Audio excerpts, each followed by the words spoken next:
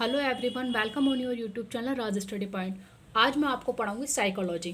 देखिए, अगर आप सीटेट एग्ज़ाम की प्रिपरेशन कर रहे हैं या यूपी टेट एग्ज़ाम देना चाहते हैं या कोई भी टीचिंग का एग्ज़ाम आप देना चाहते हैं किसी भी स्टेट में, चाहे वो स्टेट हो या यूपी टेट हो, आप किसी भी स्टेट में अगर टेट पर एग्ज़ाम देना चाहते हैं या टीचिंग एग्ज़ाम की प्रिपरेशन कर रहे हैं तो आपके लिए ये वीडियो बहुत ही हेल्पफुल रहेगी। मैं आपके साथ आज साइकोलॉजी के बारे में हर एक इम्पॉर्टेंट पॉइंट डिस्कस करूँगी, बिल्कुल बेसिक से कि साइकोलॉजी क्या है, साइकोलॉजी के साइकोलॉजी जो शब्द है वो कहाँ से लिया गया है। तो मैं आपको आज सारी बातें बताऊंगी, जितने भी इम्पॉर्टेंट पॉइंट है, और आई होप कि जितना मैं आपको इस वीडियो में बताऊंगी एग्जाम में आपको यहीं से देखने को मिलेगा। चलिए अब स्टार्ट करते हैं। तो मैं आज आपको पढ़ा रही हूँ, जैसा कि मैंने अभी आपको बताया कि मैं आपको पढ़ा रही हूँ साइकोलॉजी। चलिए सबसे पहले तो साइकोलॉजी के बारे में बात करते हैं। देखिए, साइकोलॉजी को हिंदी में जैसा कि आप जानते होंगे क्या बोलते हैं, मनोविज्ञान।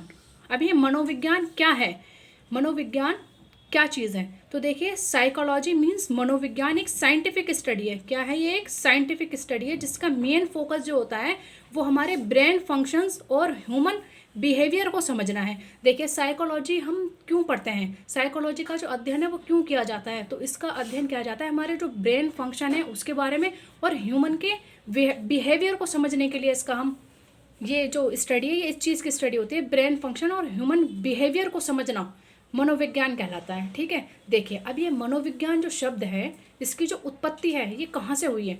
तो मनोविज्ञान शब्द दो ग्रीक भाषा के दो शब्दों से मिलकर बना है। कौन कौन से? देखिए, कहाँ से मैंने बताया आपको, ग्रीक भाषा से उसके दो शब्द लिए गए हैं, जैसे कि साइके एंड लोगो। देखिए, साइके का मीनिंग क्या होता है? आत्मा, और लोगो मीन्स अध्ययन करना। देखिए, साइके आत्मा, लोगो अध्ययन। तो इस तरीके से क्या हुआ, अगर हम इस शब्द को मिलाकर इसको देखें कि इसका मीनिंग क्या बनता है, तो इसका मीनिंग होगा आत्मा का अध्ययन। साइकोलॉजी मीन्स आत्मा का अध्ययन। आई होप कि आपको यहाँ तक बहुत अच्छे से समझ में आया होगा। चलिए चलते हैं आगे। सबसे पहले जो साइकोलॉजी शब्द है इसका प्रयोग किसने किया? तो देखें, अगर एग्जाम में पूछा जाता है, जैसे कि ये इस तरीके के क्वेश्चंस यूपी टेट में पूछे जाते हैं कि बताइए सबसे पहले साइकोलॉजी शब्द का प्रयोग किसने किया, तो वो हमारे कौन से वैज्ञानिक थे? तो वो थे रुडोल्फ गॉकेल। इन्होंने साइकोलॉजी शब्द का सबसे पहले प्रयोग किया था। और कब किया था, किस सन में किया था? तो 1590 में किया था, 1590 में। और इनकी एक बुक थी, उस बुक का नाम था साइकोलॉजिया, उसमें इन्होंने इस वर्ड का प्रयोग किया है। ठीक है, चलिए चलते हैं आगे की तरफ। अब मैं आपको बताती हूँ साइकोलॉजी। देखिए, अब जैसे कि मैं अभी आपसे साइकोलॉजी के बारे में डिस्कस कर रही हूँ, तो साइकोलॉजी क्या है मैंने अभी आपको बताया, ये सब कुछ आई होप कि आपको यहाँ तक बहुत अच्छे से क्लियर हुआ होगा। देखिए, साइकोलॉजी को दर्शन शास्त्र का ही एक अंश माना जाता है। क्या बोला मैंने आपको कि साइकोलॉजी को किसका अंश माना जाता है? दर्शन शास्त्र का। साइकोलॉजी का जो जनक है वो कौन है? दर्शन शास्त्र। भाई, साइकोलॉजी का जन्म कहाँ से हुआ है? वो दर्शन शास्त्र से हुआ है। देखिए, अब मैं आपके साथ और आगे के पॉइंट डिस्कस करती हूँ। सबसे पहले मैं आपको बताती हूँ, देखिए 16वीं शताब्दी में इसे क्या माना जाता था साइकोलॉजी को। देखिए, 16 सेंचुरी की अगर मैं बात करूँ तो 16 सेंचुरी में साइकोलॉजी को क्या माना जाता था? 16वीं शताब्दी तक इसे केवल आत्मा का विज्ञान माना गया है। किसका विज्ञान माना गया है? 16वीं शताब्दी तक इसको सिर्फ आत्मा का विज्ञान माना गया है। ये इंपॉर्टेंट पॉइंट है। किस किसने माना? प्लेटो, अरस्तु और डेकार्ट। मैंने अभी आपको बताया कि 16वीं शताब्दी में इसको क्या माना गया है? आत्मा का विज्ञान। और किस किसने माना है? प्लेटो ने और अरस्तु ने, डेकार्ट ने, इन्होंने इसको क्या माना है? मनोविज्ञान को आत्मा का विज्ञान कहा। ठीक है, चलिए अब देखिए 17 सेंचुरी की अगर मैं बात करूं तो पहले तो इसको 16 सेंचुरी में आत्मा का विज्ञान माना गया है, फिर उसके बाद 17 सेंचुरी में इसको क्या माना गया? मनोविज्ञान को मन या मस्तिष्क का विज्ञान माना गया। और ये किसने माना? इसको किसने माना? पोम्पनोजी ने। क्या बोला उन्होंने कि ये जो मनोविज्ञान है वो किसका विज्ञान है? मन या मस्तिष्क का विज्ञान।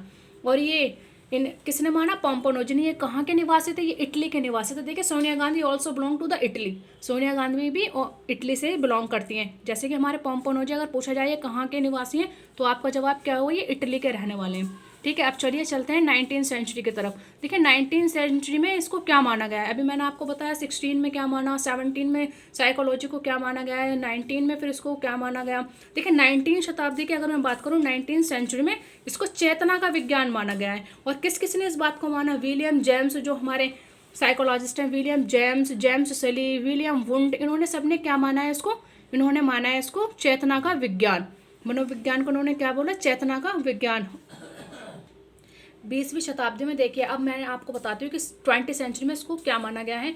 20वीं शताब्दी में मनोविज्ञान को व्यवहार का विज्ञान माना गया है। किसका माना गया है? व्यवहार का विज्ञान। देखिए, व्यवहार का विज्ञान कहा गया 20वीं शताब्दी में।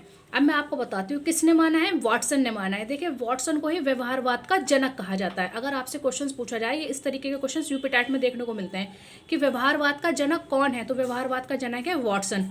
चलिए, अब मैं आपके साथ डिस्कस करूंगी मनोविज्ञान की शाखाएं, ठीक है, जैसे कि ब्रांचेज ऑफ साइकोलॉजी। तो मैं आपके साथ अब यहाँ से डिस्कस करूंगी मनोविज्ञान की जो शाखाएं हैं उनके बारे में मैं आज आपके साथ शेयर करूंगी ये सब चीज़ें कि मनोविज्ञान की शाखाएं कौन कौन सी हैं और उनका अध्ययन किस लिए किया जाता है। तो जैसे कि मैं आपको बताती हूँ, नंबर 1 सामान्य मनोविज्ञान। तो देखिए, सामान्य मनोविज्ञान क्या है। इसके अंतर्गत हम मानव के समान व्यवहारों को अध्ययन करते हैं। किस चीज़ का? मैंने आपको बताया सामान्य मनोविज्ञान के अंतर्गत मतलब क्या करते हैं। इसके अंतर्गत हम जो मनुष्य है, मानव है, उसके समान व्यवहारों को अध्ययन किया जाता है। और देखिए, असामान्य मनोविज्ञान, अब आप खुद ही समझ गए होंगे असामान्य मनोविज्ञान मतलब इसके अंतर्गत हम मानव के असामान्य व्यवहार का अध्ययन करते हैं। ठीक है, आई होप कि आपको बहुत अच्छे से यहाँ तक समझ में आया होगा। अब चलते हैं शिक्षा मनोविज्ञान की तरफ। शिक्षा मनोविज्ञान क्या है? देखिए, अगर मैं शिक्षा मनोविज्ञान की बात करूं तो इसके अंतर्गत हम मनोविज्ञान के नियमों और सिद्धांतों के उपयोग, जो मनोविज्ञान के नियम और सिद्धांत हैं उनका उपयोग हम किस में करते हैं? शिक्षा के क्षेत्र में करते हैं, तभी तो उसका नाम शिक्षा मनोविज्ञान है। जो मनोविज्ञान के सिद्धांत हैं उनका हम प्रयोग कहाँ करते हैं? उपयोग शिक्षा के क्षेत्र में करते हैं। आई होप कि आपको ये भी समझ में आया होगा। अब चलते हैं नेक्स्ट पॉइंट की तरफ, पशु मनोविज्ञान। देखिए, पशु मनोविज्ञान आप अब नाम से ही समझ पा रहे होंगे क्योंकि मैंने आपको बता दिया सामान्य मनोविज्ञान, असामान्य मनोविज्ञान क्या होता है, शिक्षा मनोविज्ञान मतलब इसमें किस चीज़ का हम अध्ययन करते हैं, पशु मनोविज्ञान अब जैसे कि आप नाम से ही समझ गए होंगे क्योंकि मनोविज्ञान का जो अर्थ है, मनोविज्ञान का जो मीनिंग है वो क्या है? व्यवहार का अध्ययन। तो हम हर चीज़ में क्या करते हैं? जैसे कि शिक्षा मनोविज्ञान में उसके सिद्धांतों का अध्ययन करते हैं शिक्षा के क्षेत्र में। अब पशु मनोविज्ञान मतलब नाम से ही आप समझ रहे होंगे कि पशु के बारे में होगा। बाल मनोविज्ञान मतलब बालक के बारे में। किशोर मनोविज्ञान मतलब किशोरों के बारे में अध्ययन। ठीक है, देखिए अब मैं आपको बताती हूँ पशु मनोविज्ञान। पशु मनोविज्ञान क्या है? देखिए, इसके अंतर्गत हम पशु और मानव के असामान्य और सामान्य व्यवहारों की तुलना कर उनका अध्ययन करते हैं। पशु मनोविज्ञान में हम क्या करते हैं कि पशु और मानव के असामान्य और सामान्य व्यवहारों का अध्ययन करके उनकी तुलना करते हैं। ठीक है, आई होप कि ये भी आपको बहुत अच्छे से क्लियर हो गया होगा। अब मैं आपको बताती हूँ बाल मनोविज्ञान। देखिए, इसके अंतर्गत हम क्या करते हैं? बाल मतलब बालक। मैंने आपको पहले ही बताया था चाइल्ड डेवलपमेंट में कि बाल का अर्थ होता है बालक।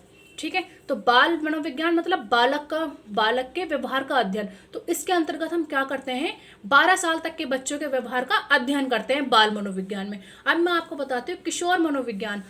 किशोर मनोविज्ञान, किशोर मतलब लड़का। ठीक है, तो किशोरों के बारे में अध्ययन करते हैं। जैसे कि किशोर मनोविज्ञान में हम क्या करते हैं कि इसमें हम किशोर मनोविज्ञान के अंतर्गत हम देखिए किशोर मनोविज्ञान के अंतर्गत हम 13 से 18 वर्ष के किशोरों का अध्ययन करते हैं, जिसमें शामिल है उनके बिहेवियर और मानसिक स्थिति का अध्ययन। मैंने भी आपको क्या बताया कि हम 13 से 18 वर्ष तक के किशोरों का अध्ययन करते हैं और किस चीज़ का अध्ययन करते हैं? उनके मानसिक स्थिति का अध्ययन करते हैं और उनके बिहेवियर। मैंने आपको पहले ही बताया मनोविज्ञान का मीनिंग ही क्या होता है कि व्यवहार का अध्ययन। ठीक है, तो किशोरों के मानसिक व्यवहार का अध्ययन करते हैं।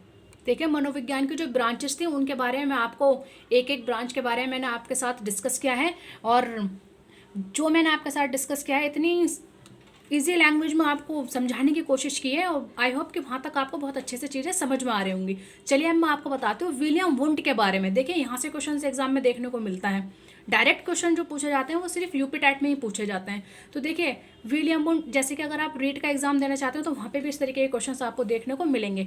अब मैं आपसे बात करती हूँ विलियम वुंट के बारे में। देखिए, विलियम वुंट, इन्हें प्रयोगशाला विज्ञान का जनक कहा गया है। क्या कहा गया है इन्हें? प्रयोगशाला विज्ञान का जनक। ये विलियम वुंट कौन है? प्रयोगशाला विज्ञान के जनक हैं। देखिए, जर्मनी के लिप्जिंग नामक स्थान पर 1879 में प्रथम मनोवैज्ञानिक प्रयोगशाला स्थापित की। देखिए, जो विलियम वुंट हैं, अगर ये क्वेश्चन पूछा जाता है कि जो प्रयोगशाला विज्ञान के जनक हैं इन्होंने कहाँ पर ये मतलब स्थापित की थी, तो आपका आंसर क्या होगा? जर्मनी के लिप्जिंग नामक स्थान पर। और कब की थी फ्रेंड्स? तो ये की थी 1879 में प्रथम मनोवैज्ञानिक प्रयोगशाला स्थापित की। किसने की थी? विलियम वुंट ने। ये तो आपको बिल्कुल अब समझ में आया होगा। ये सिर्फ माइंड में रखने वाली चीज़ है। ठीक है, चलिए अब चलते हैं नेक्स्ट की तरफ। मैं आपसे डिस्कस करती हूँ। देखिए जो लिप्जिंग यूनिवर्सिटी है, जैसे कि मैंने भी आपको बताया कि ये कहाँ पर है, ये जर्मनी में है। तो देखिए अब जर्मनी में लिप्जिंग यूनिवर्सिटी है, तो इसके बारे में मैं आपको बताती हूँ। वर्तमान में इसको क्या कहते हैं, लिप्जिंग यूनिवर्सिटी को वर्तमान में कार्ल मार्क्स यूनिवर्सिटी कहते हैं। क्या कहते हैं, कार्ल मार्क्स यूनिवर्सिटी। चलिए अब मैं आपके साथ कुछ परिभाषाएं डिस्कस करूँगी, कुछ डेफिनेशंस हैं जो आपको एग्जाम में देखने को मिलेंगे। जैसे कि अगर आप यूपी टैट का एग्जाम देना चाहते हो तो इस तरीके की डेफिनेशन जो है यूपी टैट के एग्जाम में, रीट के एग्जाम में, एच टैट के एग्जाम में आपको देखने के लिए मिलेंगे। चलिए मैं कुछ बहुत ही इंपॉर्टेंट जो साइकोलॉजिस्ट हैं उनके बारे में कुछ डेफिनेशन है जो मैं आपके साथ डिस्कस करूँगी। परिभाषाएं मैं आपको बताती हूँ। देखिए वॉटसन, जैसे कि आपने समझ गए कि ये व्यवहारवाद के कौन है, व्यवहारवाद के जनक किसको कहा गया है, वॉटसन को कहा गया है। तो देखिए इन्होंने क्या बोला है मनोविज्ञान के बारे में। इन्होंने कहा है कि मनोविज्ञान व्यवहार का शुद्ध विज्ञान है। जैसे कि मैंने भी आपको बताया कि मनोविज्ञान का मीनिंग क्या होता है, व्यवहार का अध्ययन। तो उन्होंने बोला है कि जो मनोविज्ञान है वो व्यवहार का शुद्ध विज्ञान है। और जेम्स ड्रेवर भी इस बात से इनकी सहमत हुए हैं। उन्होंने भी क्या बोला है कि जो मनोविज्ञान है वो व्यवहार का शुद्ध विज्ञान है, वॉटसन एंड जेम्स ड्रेवर। ठीक है, चलिए अब मैं आपको बताती हूँ वॉटसन के बारे में। नेक्स्ट डेफिनेशन इन्होंने कहा है, ये देखिए ये डेफिनेशन बहुत ही इंपॉर्टेंट है, हर एग्जाम में आपको ज़्यादातर देखने को मिलती है। वॉटसन ने कहा है कि तुम मुझे कोई भी बालक दे दो, मैं उसे वैसा ही बना दूंगा जैसा मैं उसे बनाना चाहता हूँ। वॉटसन ने क्या कहा है कि तुम मुझे कोई भी बच्चा दे दो। आप समझ रहे होंगे कि मैंने अभी आपके साथ कौन से साइकोलॉजिस्ट के बारे में डिस्कस किया है, वॉटसन के बारे में, कि तुम मुझे कोई भी बालक दो, मैं उसे वैसा ही बना दूंगा जैसा मैं उसे बनाना चाहता हूँ। साइकोलॉजिस्ट जो हैं वॉटसन, इन्होंने कहा है कि बालक एक कोरे कागज़ के समान है। जो बच्चे होते हैं वो कैसे होते हैं, वो एक कोरे कागज़ के समान है। आप उन पर जो लिखना चाहेंगे आप वो उन पर लिख सकते हैं। मतलब कि आप अगर किसी बच्चे को वकील बनाना चाहते हैं तो आप उसको वकील बना सकते हैं। अगर आप किसी बच्चे को टीचर बनाना चाहते हैं तो आप उसको टीचर बना सकते हैं। अगर आप डॉक्टर बनाना चाहते हैं तो आप उसको डॉक्टर बना देंगे। मतलब आप जैसा चाहोगे बच्चे को वैसा बना सकते हो। चलिए अब चलते हैं, नेक्स्ट साइकोलॉजिस्ट है हमारा वुडवर्थ। देखिए इन्होंने मनोविज्ञान के बारे में क्या कहा है। इन्होंने कहा वुडवर्थ ने कहा है कि मनोविज्ञान ने सर्वप्रथम अपनी आत्मा का त्याग किया। जैसे कि मैंने आपको बताया सबसे पहले 16वीं सेंचुरी में क्या माना गया था, उसको आत्मा का विज्ञान माना गया है।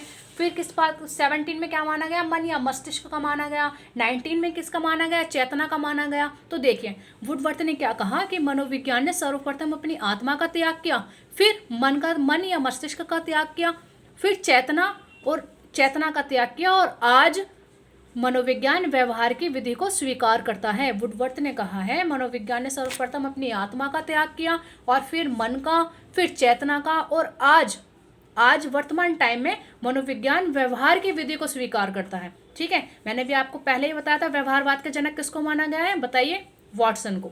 चलिए नेक्स्ट साइकोलॉजिस्ट है क्रोएम क्रो। तो देखिए क्रोएम क्रो ने क्या कहा है। इन्होंने कहा है जो 20वीं सेंचुरी है, 20वीं सेंचुरी जो है वो बच्चों की शताब्दी है। 20वीं शताब्दी है वो बच्चों की शताब्दी है। जैसे कि मैंने आपको बताया था कि 20वीं सेंचुरी में मनोविज्ञान को क्या माना गया है, व्यवहार का विज्ञान। आई होप कि आपको यहाँ तक बहुत अच्छे से समझ में आया होगा। देखिए मनोविज्ञान के क्षेत्र या ब्रांचेस ऑफ साइकोलॉजी वो मैंने भी आपको करा दिए हैं। ठीक है, आई होप कि आपको यहाँ तक वीडियो बहुत अच्छे से समझ में आई होगी। अगर आपको मेरी ये वीडियो समझ में आई है तो आप इसे लाइक ज़रूर करें और अपने फ्रेंड्स के साथ शेयर करें। जो भी बच्चा टीचिंग एग्ज़ाम की प्रिपरेशन कर रहा है या टीचिंग एग्ज़ाम देना चाहता है, आप वहाँ तक इस वीडियो को पहुँचाएँ। और अगर आप मेरे चैनल पर अभी आए हैं तो आप मेरे इस चैनल को सब्सक्राइब करें। थैंक यू, मिलते हैं नेक्स्ट वीडियो में।